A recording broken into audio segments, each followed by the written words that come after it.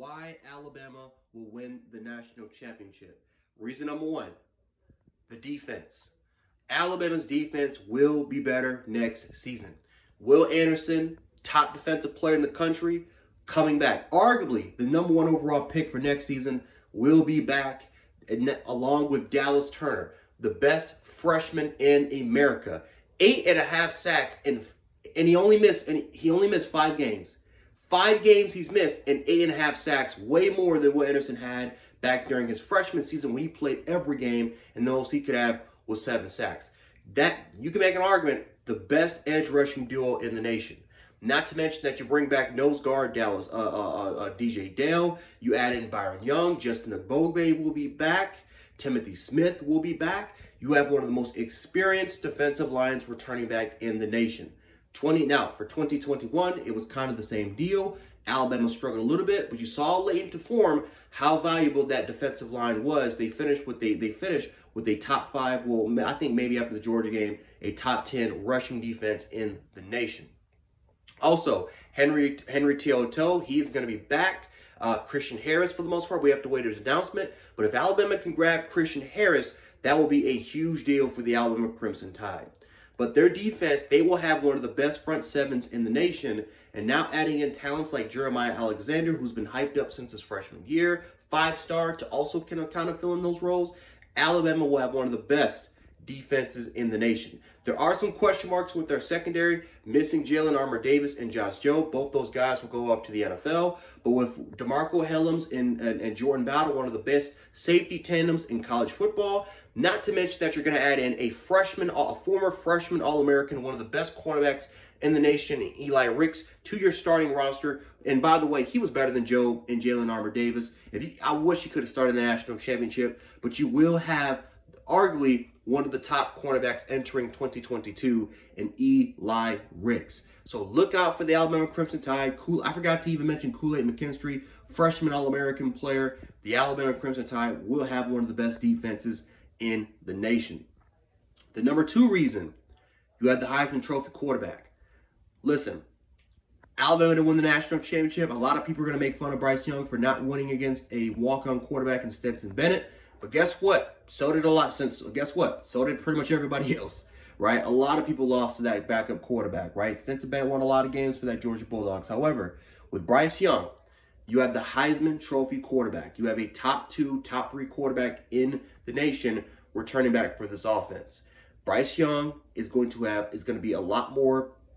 I think a lot of people will kind of forget about this too. It was his first year starting as a quarterback for the Alabama Crimson Tide, and he didn't have the best offensive line in the world. He had a really good supporting cast with John Mechia, Jameson Williams, but you saw when those two went down how everything kind of messed up for Bryce Young as far as chemistry, as far as continuity goes, right? Now a lot of those receivers that he's going to be playing with the national championship, they are going to come back and they're going to be a lot more experienced, they're going to be a lot more polished, and I feel like they're going to be a lot more ready to go. So, with Bryce Young, your Heisman Trophy quarterback, and then you have to add into this young receiving core who will be young. I would not surprise at all if maybe Alabama dips, gets down to the nitty and gritty and gets some players from the transfer portal like they got Jameson. However, with Agiye Hall, with Ja'Cory Brooks, JoJo Earl, and then you have to add in Shads Preston.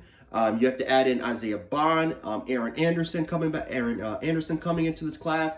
You have a young, inexperienced receiving core, but they're 4 and 5 stars, and it's going to be plenty of opportunity. One thing that Alabama has been good with over the past 6-7 years, it's been able to find that true number 1 receiving threat for the Alabama Crimson Tide. I do believe Alabama's offense will be even more explosive than it was last season, since I think that we don't have to rely on 2 of our guys in order for us to have success. I feel like we're more talented than we've ever been at the receiving position, and our offense will be a lot better moving on. But I think moving on to another reason why, guys, the offensive line. Now listen, people will say, Evan Neal's gone, right? You lose Chris Owens. Those are 2 big losses, right? Huge losses. Evan Neal is going to be a top 3 NFL draft pick. However, I will say this. Seth McLaughlin, we've seen him play the last 5 games, played phenomenally well at center. Javon Cohen's coming back. Emil Ekiyor, former All-American, is coming back at right guard. You do have to kind of figure out the tackle situation, right? Is Cohen going to be moving outside of tackle? You kind of was stuck there because, you missed some depth at right tackle. I will say this. You still have Tommy Brockermeyer. You still have J.C. Latham. You still have your 5 stars, Tyler Booker. A lot of these guys are going to be coming in. So that tackle position is going to be the big question mark for this team. However, if they can get that figured out, if they can get the left tackle and right tackle situation figured out, Alabama is absolutely going to be fine. Because again, the talent is there. The 5-star talent is there. The question is that can we develop some of our guys there, and can we try to get back to what we used to be? Because that, you can make an argument, the offensive line was the Achilles heel to this football team. We were not good at all. We were not that good on the offensive line.